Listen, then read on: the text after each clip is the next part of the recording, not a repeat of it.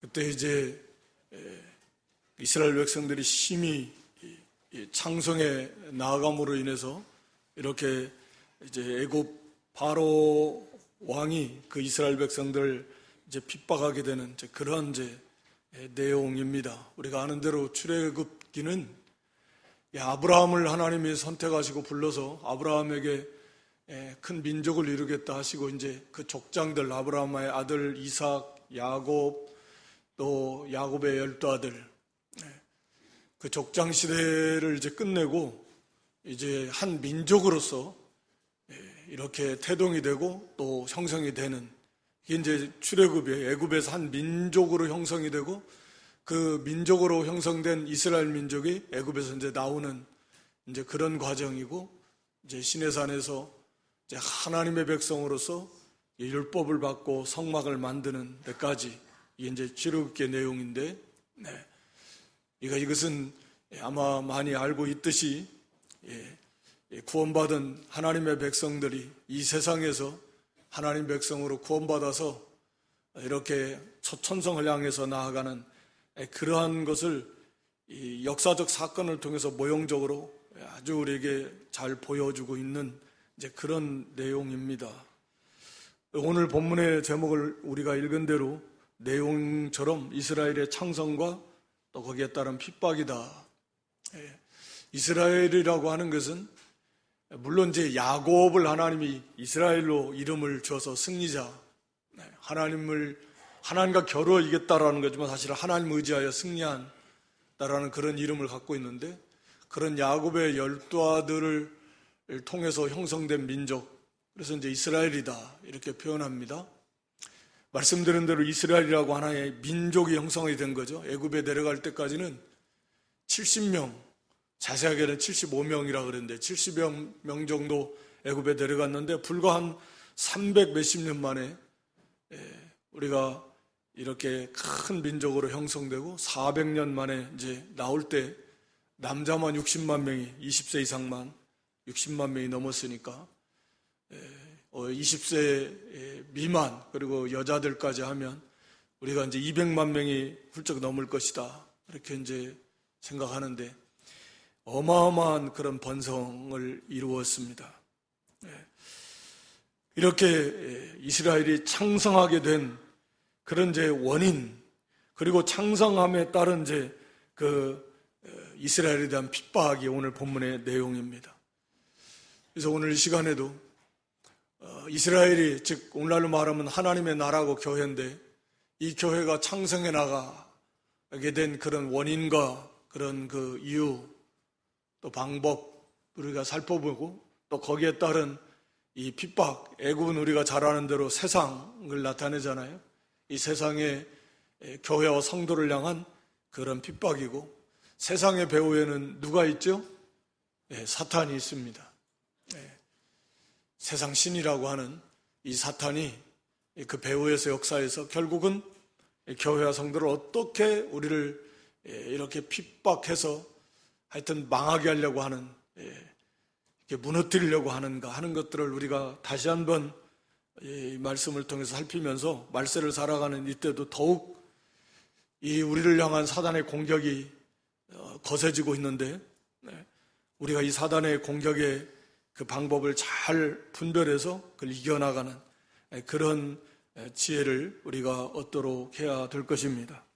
먼저는 이스라엘 백성들이 이렇게 창성하게 됐는데, 그 앞에서 1절에서 6절까지 그렇게 야곱이 데려간 그런 12아들 앞에서 겨우 70명 가지고 내려갔는데, 불과 300 몇십 년 만에 이렇게 이 애굽이 위협을 받을 만큼 그런 엄청난 그런 번성, 그런 강해진 그런 민족으로 굳게 설 수 있었다. 어떻게 이렇게 설 수 있었나? 라고 하는 것입니다. 이것은 첫째는 하나님의 약속의 성취입니다. 말할 필요도 없이 이게 제일 중요한데, 하나님께서 약속해 주셨어요. 우리 창세기 12장 1절로 2절 말씀에 보면 하나님께서 아브라함을 불러요. 창세기 12장 1절로 2절에 너로 큰 민족을 이루게 하시겠다.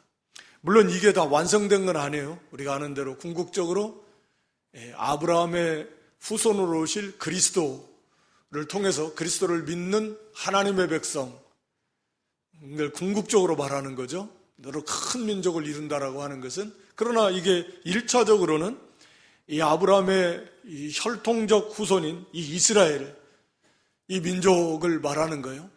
아브라함이 이때는 자녀가 없었잖아요. 부름받을 때 나이가 75세였지만 아직 그 자녀가 없었던 그런 아브라함에게 너로 큰 민족을 이루겠다. 그러니까 이건 좀 어떻게 보면 인간의 생각으로는 자식도 아직 한 명도 없는데 그런 아브라함에게 큰 민족을 이루겠다라고 하는 하나님의 놀라운 약속. 아브라함이 사실 이건 이제 믿고 가는 건데, 그래서 이름도 여기서는 아브라함이지만 아브라함, 열국의 아비라고 이렇게 이름을 나중에 바꾸잖아요. 그러니까 사람들이 그것도 조롱할 수 있을 거예요. 야, 열국의 아비래. 아들도 한 사람도 없는 사람이. 그렇지만 하나님의 약속을 믿으니까 이름도 아브라함, 또 사라, 이런 열국의 어미, 자식이 없지만 하나님의 약속을 굳게 믿고 나간 거죠. 그러니까 하나님께서는 그 약속하신 대로 1차적으로 이렇게 아브라함, 이삭, 야곱의 12아들 그 70명 애굽으로 보내서 거기서 이렇게 큰 민족을 이루시는 하나님의 그 약속의 성취, 은혜다라고 하는 것입니다. 또 우리 창세기 46장 3절로 4절에 보면, 창세기 46장 3절로 4절, 야곱에게 이제 애굽으로 내려가는 야곱을 향해서 두려운 마음을 갖고 있는 야곱에게 두려워하지 말라 해. 애굽으로 내려가기를. 내가 거기서 너로 큰 민족을 이루게 하리라. 4절에요. 그래서 내가 너와 함께 동행하겠다. 그래서 너를 인도해서 다시 올라올 것이다. 그러니까 야곱이 올라온다는 것은 아니지만 큰 민족을 이루어서 그들을 다시 인도해서 이 땅으로, 가나안 땅으로 하나님이 인도해 내시겠다라고 하는 그런 약속입니다. 하나님은 반드시 약속하신 대로 이루시는 하나님이시다. 우리도 지식적으로는 너무나 잘 알고 있어요. 하나님의 말씀은 1.1획, 그런 히브리어 단어가 획도 있고 점도 있고 그러잖아요. 그런 것처럼 히브리어의 이 철자가, 그래서 1.1획 하나도 땅에 떨어지지 않고 반드시 다 이루어진다라고 하는 걸 잘 알고 있습니다. 반드시 그대로 이루어진다. 복에 대한 말씀도, 저주와 심판에 대한 말씀도, 구원에 대한 말씀도, 모든 하나님의 말씀은 반드시 이루어진다. 우리 형편에 있어서는 자기 눈앞에 닥친 환경을 바라볼 때는 도저히 불가능할 것 같지만, 아브라함도 결혼한 지 지금 몇십 년이 지나도 아들 하나도, 자식 하나, 아들이고 딸이고 간에 하여튼 자식 하나를 낳지 못한 아브라함에게, 그런 사라에게 너는 열국의 아비가 되고 어미가 될 것이고 큰 민족을 이루게 할 것이다 라고 하는 그런 약속을 주신 하나님은, 그걸 끝까지 믿고 흔들림도 있었고 잘못 생각한 적도 있었지만 결국은 어찌됐든 깨닫고 회개하고 돌이키고 그 하나님을 굳게 믿고 나간, 의심하지 않고, 이삭도 마찬가지고 야곱도 마찬가지고. 그러니까 하나님께서는 반드시 약속하신 대로 이루시는 하나님이시다. 지금도 역사를 그렇게 주장해 오셨고, 독생자를 보내시고, 그리고 십자가를 통해서 구원하시고, 이 땅에 이렇게 아브라함의 영적 후손, 그리스도를 통한 아브라함의 영적 자손들이, 영적 이스라엘이 온 세계에 얼마나 많습니까? 물론 안 믿는 사람들의 비율을 따지면 절대적 비율은 아니지만 절대적 숫자의 개념으로 본다면 얼마나 많겠어요. 최소한 수억 명은 될 거니까. 지금까지 아담 이래로 구원받은 아브라함의 영적 자손들을 보면 얼마나 많겠고, 그러니까 하나님의 약속은 이렇게 반드시 이루어진다 라고 하는 것입니다. 그러니까 하나님이 알파 오메가세요. 하나님이 그것을 이루십니다. 사실은 하나님의 나라를 세우시겠다라고 하는 약속도 주시고 하나님이 그걸 세워나가시는 겁니다. 우리의 구원과 완성도, 우리의 모든 생사화복도, 이 세상의 생성소멸도, 흥망성쇠도 모든 것이 하나님의 주권에 있고 하나님의 약속에 있다. 하나님 말씀대로 되는 것입니다. 그러니까 그 하나님을 바로 알고 하나님의 말씀을 많이 받아가지고 그 말씀을 그대로 믿고 그 말씀대로 바로 행하는 게 지혜고, 그게 생명이고, 그게 성공이고, 그게 능력이고, 거기에 모든 것이 다 있다. 반드시 그대로 될 거니까. 그래서 하나님은 이 놀라운 약속을 이루어 가시는 하나님이에요. 그리고 이스라엘 백성들의 입장에서 본다고 하면 우리가 두 번째로는 그 약속을 믿는 믿음과 소망이죠. 우리 창세기 50장 24절로 26절, 창세기 50장 24절로 26절은 요셉의 유언입니다. 요셉의 유언. 애굽 역사에 있어서 위대한 그런 인물, 애굽이 망할 뻔했는데 기근에 의해서 요셉을 통해서 애굽이 구원받고 오히려 더 강대하게 되는 그런 위대한 인물이 요셉이잖아요. 그 요셉이 죽으면서 한 유언입니다. 그래서 여기 하나님이 반드시 우리를 저 애굽 땅에서 여기서 사는 게 아니라 여기서 우리를 구원해서 건져내서 저 가나안 땅에 이르게 할 것이다. 자기의 아브라함, 이삭, 야곱의 맹세하신 땅에 이르게 하실 것이다. 그러니까 이 나를 여기다 이렇게 입관해 놓고 놔뒀다가 그 해골을 메고 올라가라. 아예 그냥 거기서 완전히 장사 지내지 말고 거기다 입관하고, 그리고 반드시 하나님께서 이스라엘 백성을 이 애굽에서 건져내실 때가 올 텐데 그때 내 해골을 갖다가 메고 가서 그곳에서 거기다가 장사해달라라고 유언을 남겨놓은 거예요. 그러니까 그 자손들이 항상 그 요셉의 그 입관 안치되어 있는 것을 보면서 이 요셉의 그 유언, 그 예언을 항상 기억하는 거죠. 하나님께서 반드시 우리를 이 땅에서 구원해내시고 약속하신 저 가나안 땅으로 우리를 인도하실 것이다 라고 하는 그런 믿음과 그것을 바라보는 소망인 거죠. 하나님의 약속입니다. 아브라함에게도 주셨고 야곱에게도 주셨는 그 하나님의 약속의 말씀, 요셉의 또 자손들에게 이렇게 해골 유언이라고 하는 그런 유언을 남겼는데, 이 말씀을 받은 이스라엘 백성들이 그 애굽 땅에 살면서 우리에게는 약속하신 땅이 있다. 하나님의 나라, 하나님 반드시 하나님께서 그것을 우리를 그 땅으로 인도하실 것이다 라고 하는 그런 믿음과 그것을 소망 삼고 살아가는, 믿음으로 사는 그러한 모습들이, 그러니까 하나님께서 그들에게 더욱 복을 주셔서 더욱 창대케 하시는 그런 은혜를 베풀어 주셨다라고 하는 것입니다. 히브리 6장 18절로 19절에 보면 이 소망은 우리에게 영혼의 닷과 같다고 그랬습니다.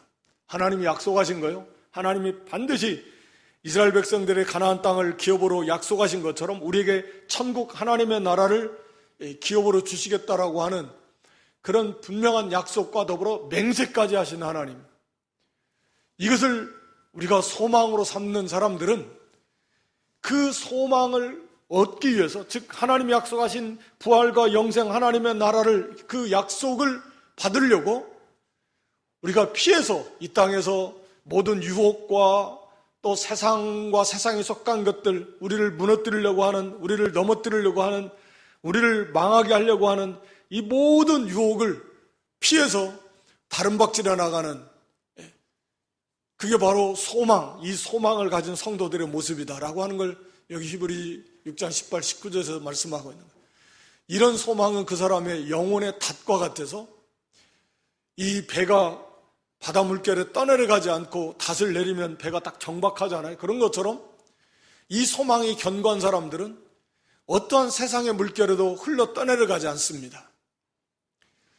그 믿음에 굳게 서서 하나님의 약속을 바라보고 흔들리지 않고, 그리고 그 영광의 날을 향해 나아갈 수 있다라고 하는 거죠. 그게 영혼의 닷과 같다. 어떠한 유혹이 오고 핍박이 오고 협박이 오고 고난이 오고 어떤 일을 만나도 흔들리지 않는다. 떠내려가지 않습니다.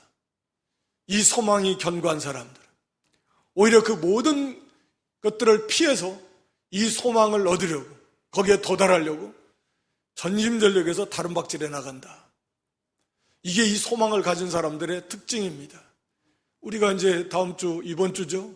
이제 아이들 또 대입 시험도 치르는데 자기가 거기에 목표를 두고 소망을 삼은 우리 학생들은 정말 열심을 다해서 거기에 전심전력 투구를 다 해왔을 것이다. 아무리 옆에서 흔들고 유혹을 하고 해도 그걸 자기의 소망으로 삼는 사람들은, 그러니까 이 세상도 마찬가지잖아요. 세상적인 소망을 가진 사람들도 그 소망을 삼으면 그걸 이루기 위해서 이 좌우 딴짓 안 합니다. 그게 바로 된 것은 아니지만 소망의 특징이라고 하는 것이 그렇다 그 말이에요. 우리 성도는 하나님의 말씀을 우리의 소망으로 삼으면 그걸 향해서 어떠한 유혹이 와도 굴하지 않고 그걸 향해서 다름박질해 나가는 게, 이게 진정 그 소망을 가지고 있는 성도의 모습이다. 그러니까 이스라엘 백성들도 어찌됐든 이 소망, 하나님의 약속을 믿고 그걸 소망으로 삼아서 인내하면서 그렇게 믿음의 길을 걸어갔기에 하나님께서 창대케 되는 복을 베풀어 주셨다. 오늘 우리도 그래서 하나님의 나라 교회들이 이렇게 창대케 되어 가고 있는 것입니다. 그리고 세 번째는 이스라엘 백성들의 그 구별된 생활입니다. 이스라엘 백성들은 애굽 땅에 들어와서 어디에서 머물렀냐면 고센 땅에 머물렀어요. 고센 땅. 다시 말하면 애굽 전역에 흩어져서 사는 게 아니고 고센 땅이라고 하는 그런 딱 구별된 지역에 이스라엘 백성들은 아예 거기에 한정돼서 그 안에서 살았습니다. 왜냐하면 이제 이 애굽 사람들은 이스라엘 백성들의 주업이 목축인데 목축을 굉장히 가증스럽게 여겼다 그래요. 여러 가지 이유가 있는데 그들은 이 동물들을 신성시하잖아요. 우상으로 섬기잖아요. 그런데 그런 동물들을 가축으로 그런 동물들을 목축하면서 죽이기도 하고 하는 그런 그 목축하는 사람들을 그래서 가증히 여기기도 하고 천시하고 그래서 가까이 하려고 안 하는, 이건 이제 요셉이 자기 아버지 야곱에게도 그렇게 말하는 건데, 그래서 그렇게 깊이 그들과 교제할 수 없었고 또 아예 지역 자체를 따로 고센이라고 하는 땅에 딱 머물면서 살아서 한마디로 애굽에 동화되지 않고 세속화되지 않고 그렇게 구별된 생활을 하면서 자기 신앙의 정조를 지키며 살 수 있었다 라고 하는 거죠. 그렇게 점점 창생해 나갈 수 있었다. 오늘도 우리에게 계속해서 반복해서 우리에게 교훈해 주시지만 우리 로마서 12장 1절 2절에도 보면 로마서 12장 1절 2절에 너희는 이 세대를 본받지 말아야 된다. 하나님 기뻐하시는 예배의 삶을 살기 위해서는 2절에 가서 보면 이 세대를 본받지 말아라. 우리 야고보 1장 27절에도 하나님 앞에서 참된 경건에 대해서는 말씀하면서 자기를 지켜서 세속에 물들지 아니해야 된다. 이 세대, 이 세상에 물들지 않아야 된다. 이 세대를 본받으면 안 된다. 왜 우리는 이 세상에 속한 사람들이 아니니까. 세상 사람들이 가지고 있는 그런 사고방식과 가치관을 우리도 가지면 안 된다. 세상은 철저하게 물질 중심의 가치관을 가지고 있잖아요. 세상은 철저하게 자기중심적 가치관을 가지고 있잖아요. 어떻게 보면 인간적인 입장에서 보면 너무나 당연해요. 물질이 있어야 최고의 복인 것 같고 자기중심이죠. 자기가 없으면 무슨 의미가 있는가. 자기가 잘 돼야 되고 자기가 부자가 되고 자기가 건강하고 자기가 높아지고 철저하게 나 그리고 자기 가족, 철저하게 이기주의고 철저하게 개인주의고 철저하게 자기중심적 세계관, 가치관을 가지고 있습니다. 그러니까 성경은 그렇지 않잖아요. 자기가 아니에요. 철저하게 하나님 중심이에요. 이타적이에요. 사랑이에요. 물질이 아닙니다. 의. 하나님이 기뻐하시는, 하나님 앞에서 바른 거, 옳은 거. 언제나 그래요. 왜? 하나님의 나라는 의의 나라니까. 의의 생명이 있으니까. 세상은 의가 밥 먹어주냐? 그런 거죠. 그러니까 맞지가 않아요. 맞지가 않을 뿐만 아니라 너무 어리석어 보이는 거죠. 그렇지만 우리는 새 생명을 가진 새로운 하나님의 피조물이에요. 재창조된. 그러니까 타락한,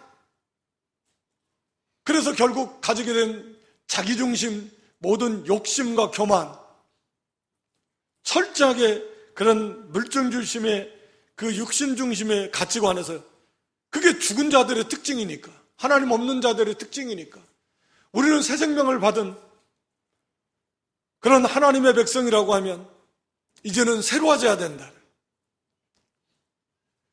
이 세상에 우리가 살고 있지만 세상 사람들의 그런 가치관, 거기에 물들지 말라요. 그래서 늘 마음을 새롭게 해서 우리가 하나님의 자녀답게 마음을 새롭게 해서 세속에 물들지 말고 자신을 지키고 이제는 하나님 기뻐하시는 삶을 살아야 된다. 이스라엘 백성들이 애굽에 살면서도 어찌됐든 외형적인 조건이 고센이라고 하는 지역에 딱 구별되어서 거기서 생활을 했고, 또 이렇게 애굽 사람들과 깊이 교제하지 않는, 그러면서 자기 신앙의 정체성, 자기 민족의 정체성을 지키면서 살 수 있었습니다. 100% 완전한 것은 아니지만 당연히. 그러게 하나님께서 하나님의 그 계획대로, 하나님의 약속 속에서 이스라엘을 더욱 창성하게 해 주신 거예요. 그러니까 여기 이 바로가 느끼는 게 막 두려움을 느끼는 거예요. 이들이 너무 강해진다. 그래서 두려워합니다. 나중에 전쟁이 일어나고 하면 이들이 잠재적 우리의 적이 되겠다. 그랬을 때는 엄청난, 막을 수 없다. 그러니까 그러기 전에 아예 더 이상 이들이 강해지면 안 되겠다 라고 하는 거죠. 그래서 이제 쇠멸 정책을 핍니다. 그러니까 이게 세상이에요. 이 세상의 정체는 뭐냐? 우리 고린도서 4장 4절에 보면 이 마귀를 이 세상 신이다 이렇게 말합니다. 이 세상 신. 이게 사탄을 말하잖아요. 그러니까 이 세상을 배후에서 이 세상을 지배하는, 물론 참신은 하나님이신데 하나님께서 사탄에게 허락하신 그 범위 안에서 이 세상을 다스립니다. 하나님의 주권을 벗어날 수 없고요. 이 세상의 배후에는 사탄이 있다.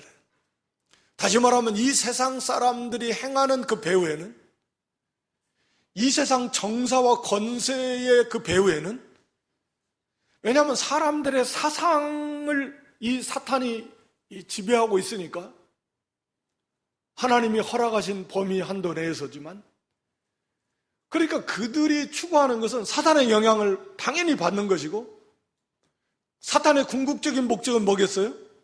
하나님 나라를 무너뜨리는, 하나님을 대적하는 것입니다. 궁극적인 건 그거예요. 그러니까 아주 단순합니다.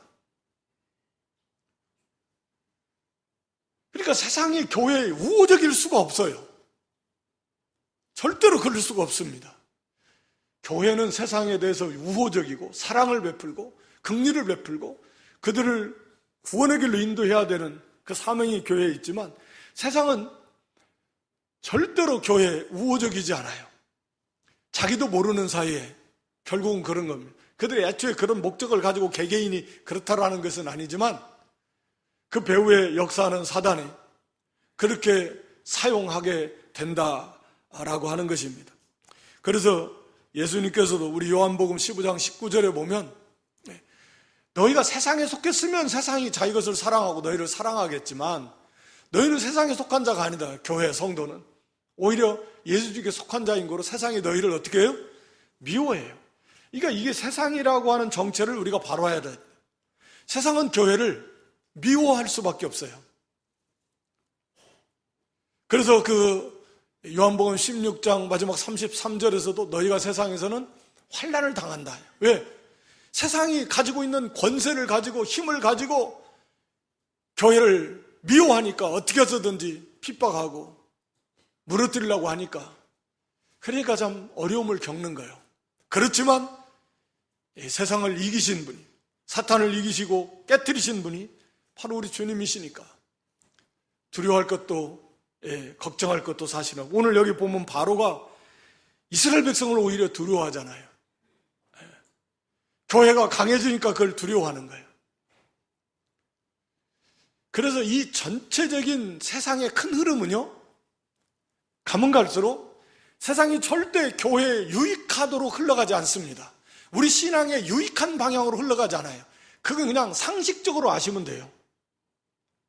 뭐 살기 좋은 세상이 됐다, 편리한 세상이 됐다, 맞아요. 편리하죠.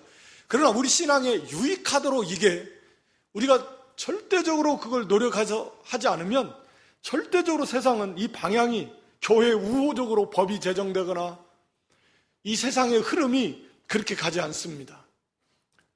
어떻게 해서든지 이 교회를 무너뜨리려고 하게 그렇게 가게 될 것입니다. 결국 그런 방향으로 가게 될 것입니다. 지금 일어나는 일들도 그렇고, 그러니까 우리가 복음으로 세상을 이상 파라다이스, 그것이 이제 그 후천년, 근데 그것은 성경적이 아닙니다. 세상은 더 악해지고 마지막 말세 대환란이 왜 옵니까? 교회에 어마어마한 핍박을 가하는 게, 그래서 대환란이 오는 거 아니에요? 그러니까 애초에 하나님이 그렇게 정하신 거예요. 우리는 어떠한지 복음을 전해서 그들을 죽기로 인도하려고 하는 거지만, 복음을 통해서 이 세상 온 나라가 죄가 없어지는 나라? 어림도 없습니다. 그건 성경하고 정반대예요. 그러니까 그렇게 생각하면 안 됩니다. 세상은 언제나 우리를 삼키려고 한다. 그 배후에는 사탄이 있고, 그러니까 이 흘러가는 모양이 항상 교회에 우호적이지 않습니다. 그걸 언제나 우리가 알고 있어야 된다라고 하는 것입니다. 그래서 여기 이 바로가 하는 정책이 첫 번째가, 야, 저들에게 아주 무거운 짐을 주자. 일을 많이 시키자는 거예요. 피곤해가지고 거기서 한마디로 부부간의 잠자리도 할 생각이 안 날 만큼 힘들게 하면 자식을 못 낳을 거 아니냐. 아주 힘들게 하잖아요. 이게 이제 마귀의 정책이에요. 그러니까 우리 믿는 일인 영적으로 우리가 영적인 자녀들도 낳아야 돼, 복음도 전해야 되고, 우리가 더 강해지고 장성하고, 근데 아예 그냥 너무 힘들게 바빠가지고 힘들게 하고 복잡하게 하고 일이 많고, 그래서 아예 그냥 뭐 기도할 시간도 없고 예배 드릴 시간도 없고 전도할 시간도 없고 성경 읽을 시간도 없고 너무나 피곤해가지고 아예 거기에 녹초가 돼가지고 그런 생각도 안 들게 그럼 만들어버리자. 그래서 이 세상이 어떻게 옛날에 비하면 얼마나 편리해졌습니까? 뭐 먼 거리도 옛날에는 뭐 몇 박 며칠 또는 뭐 몇 시간 걸릴 것을 지금 뭐 잠깐이면 가니까 오히려 시간이 여유가 더 있어야 될 것 같은데, 뭐 빨래하려 뭐 가서 물 길어올려 불 뗄라 밥 할라 뭐 하려, 지금은 뭐 다 알아서 해주니까, 청소할라 다 알아서 해주니까 더 여유가 많아가지고 더 믿는 일에 열심히 할 수 있을 것 같은데, 그렇습니까? 예? 왜 이렇게 더 바쁜지, 왜 이렇게 더 힘든지, 살기는 핍박은 아니 그만큼 여유가 있어야 되고 시간이 더 많아져야 되고, 그래서 얼마든지 더 믿는 일에 열심을 낼 수 있는데, 그런데 더 바빠요. 시간이 없어요. 더 힘들어, 더 복잡하고 더 무겁고, 여기에는 우리의 욕심이 한몫하죠. 욕심이. 그러니까 어느 시대나 그런 것 같아요. 앞으로도 마찬가지고 옛날에도 마찬가지고, 아무리 뭐 편리해지고 뭐 해도 똑같은 거죠. 시간 없기는 매야 일반이고 갈수록 더 힘들어져요. 힘든 건 더 일반이에요. 그건 어느 시대나 그래요. 그래서 우리 예수님 말씀하신 대로 우리 마태 11장 28절로 30절 잘 아는 말씀, 우리 교회 앞에 전광판에도 늘 이 문구 돌아갑니다. 수고하고 무거운 짐진자들 다 내게로 오라, 내가 너희를 쉬게 하리라.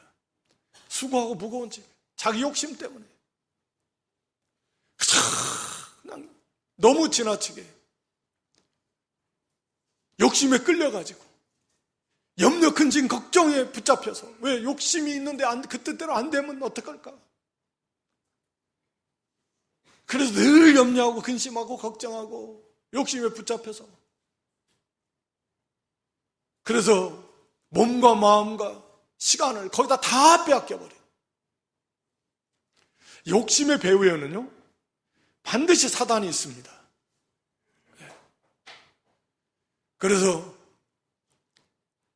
그 욕심을 부추기고, 너희 아비의 욕심이니까 마귀가, 그 마귀의 욕심, 하나님 자리에 오르려고 하는 욕심, 하여튼 에베소 2장 2절로 3절에 시간이 없어서 찾아보면 못하지만 우리 욕심대로 행하는데 결국 그게 마귀의 뜻대로 행한다고 이렇게 성경은 말하고 있어요. 그러니까 하여튼 이 점점 더 복잡하게 하고 일이 많아지게 하고 욕심이 더 많아져서 믿는 일 못하게 합니다. 너무너무 바빠요. 너무너무 힘들어요. 이것을 우리가 잘 분별해서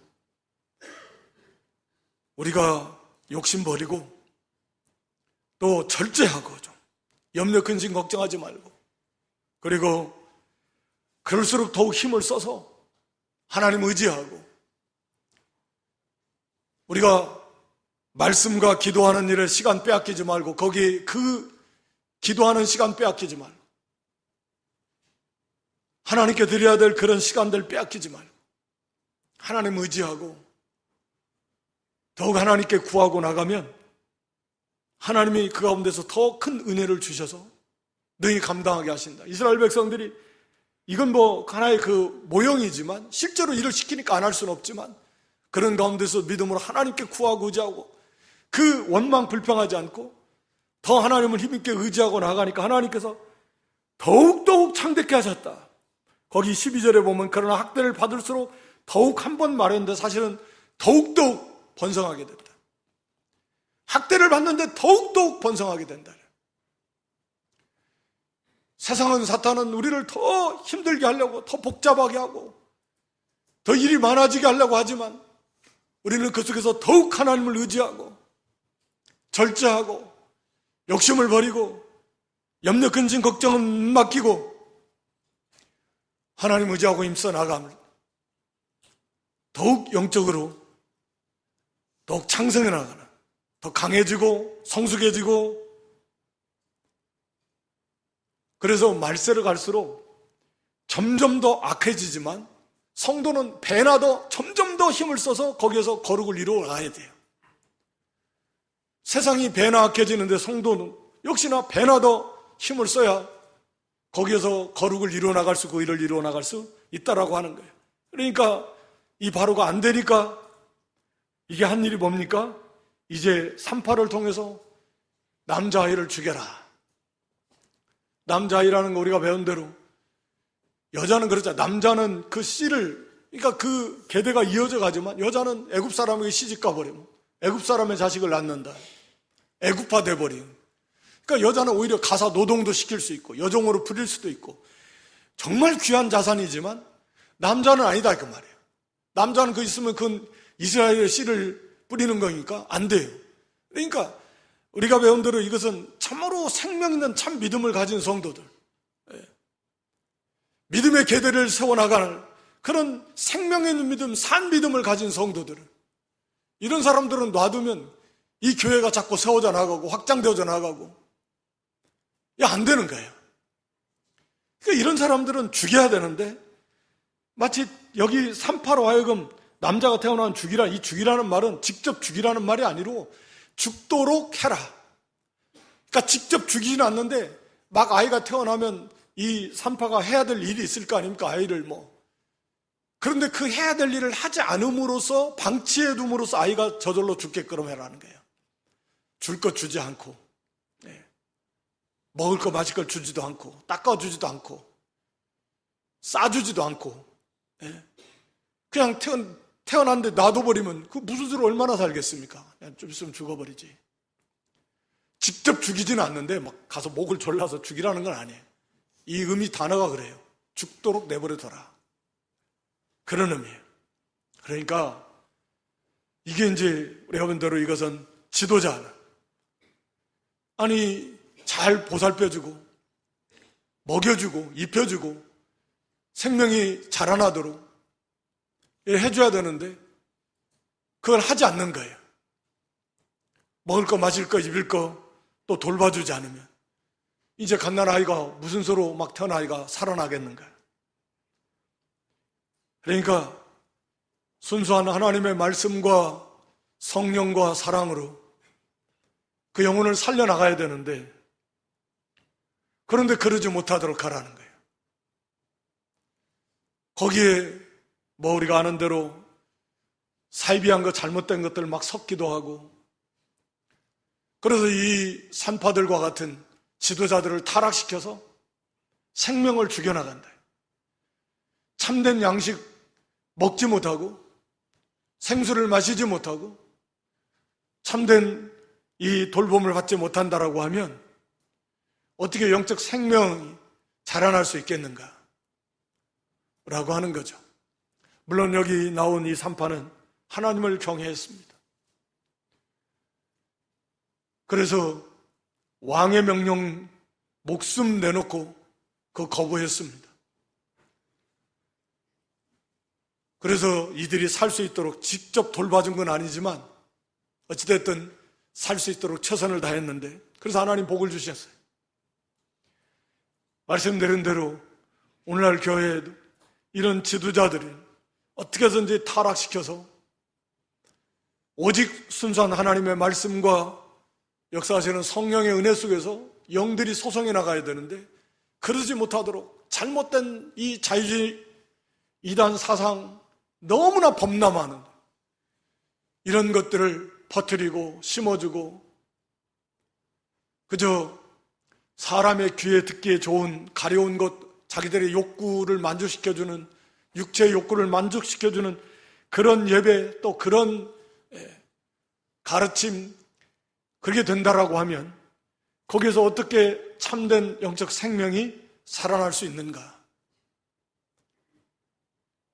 그래서 우리가 그런 지도자들을 위해서 기도 많이 해줘야 되고, 그런 지도자들을 또 양성하도록 힘을 써야 되는데 지금 심각한 문제예요. 사실은 심각한 문제입니다. 한국 교회적으로도 그렇고 우리 교단적으로도 그렇고 심각하고, 뭐 하여튼 어려운, 지금 뭐 우리나라뿐만이 아니라 어제 어느 목사님 통화하면서 들어보니까 뭐 과거에 중국에 들어가서 우리 말씀 많이 가르치고 행했던 중국의 많은 목사들이 다 돈 벌러 한국에 나오고 타락하고 다 뭐 그런 사람들이 태반이라는 거예요. 다 세상에다. 여기 마지막은 여기 남자가 나면 하수에 던져라, 나일강에 빠져 죽여라. 이건 그 백성들에게 아예 공포를 해버렸어요.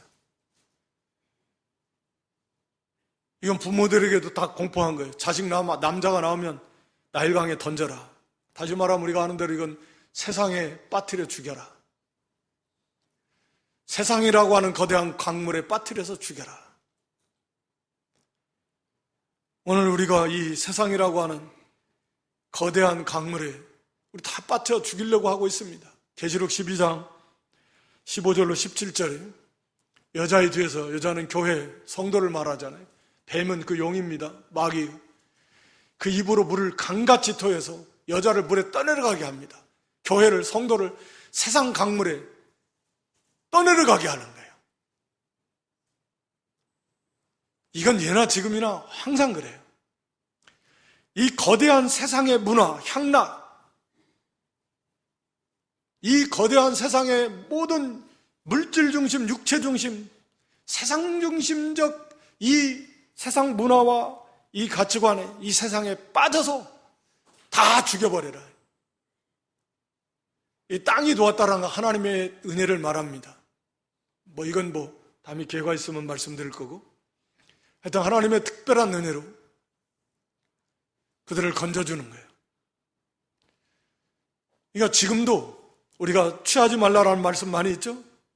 술 취하지 말라, 세상에 취하지 말라는 거예요. 정신 차리라는 거예요. 지금 우리가 사탄이 마치 물을 토해서 그 물에 다 흘러 떠내려가게 하려고 하는 역사가 지금도 그런 역사가 있는 거예요. 거기에 있는데 막 흘러 떠내려가는 거예요. 정신 못 차리면. 그래서 다 취해버려요. 다 빠져가지고. 세상 향락에 취하고 돈에 취하고 온갖 것에 다 취합니다. 그래서 떠내려가는 거죠. 삼켜져 가는 거예요. 그러니까 이 모세가 뭡니까? 모세라는 이름의 뜻이 건짐받은 자라는 뜻이잖아요. 하나님의 놀라운 은혜로 거기에서 건짐받은 모세를 통해서 이스라엘을 거기서 건져내는데,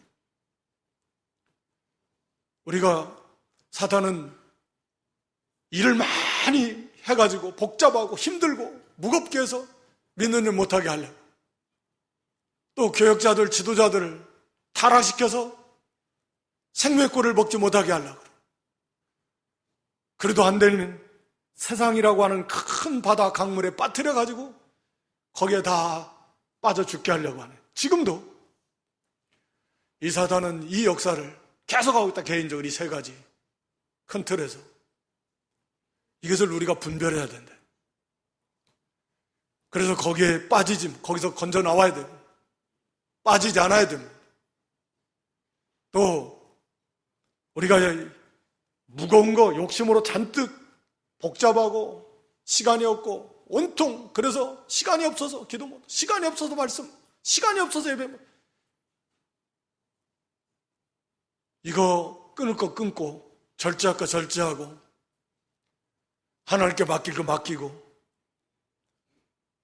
그리고 믿음으로 하고 하나님 의지하거나, 그렇게 해서 이스라엘 백성들이 점점 창생해진 것처럼 오늘 우리도 이 사탄의, 이 세상 배후에 역사하는 그런 사단의 그런 공격 속에서 우리가 그것을 이기고 점점 창생해 나가는 그런 복된 믿음, 승리하는 믿음이 될 수 있기를 주님의 이름으로 축원합니다. 오늘 말씀 요약합니다. 소망, 하나님 약속의 말씀을 붙들고 그 소망을 가지고 다른 박제라는 믿음, 세상과 구별된 그런 믿음의 삶이 되어야 되고, 우리를 복잡하고 일이 많게 해서 믿는 일 못하게 하는 이 사단의 역사를 분별해서 거기에 넘어가지 않도록 해야 됩니다. 또 지도자들을 위해서 기도 많이 해서 참으로 하나님의 말씀과 성령의 생명의 꼴을 날마다 먹고 마실 수 있도록 위해서, 또 후진 양성을 위해서도 기도 많이 해요. 세상이라고 하는 이 강물에 우리를 다 빠뜨리려고 하는 사단의 계획을 우리가 항상 기억해서 거기에 빠지지 않도록 항상 깨어서 승리할 수 있도록 해야 될 것입니다. 기도하겠습니다.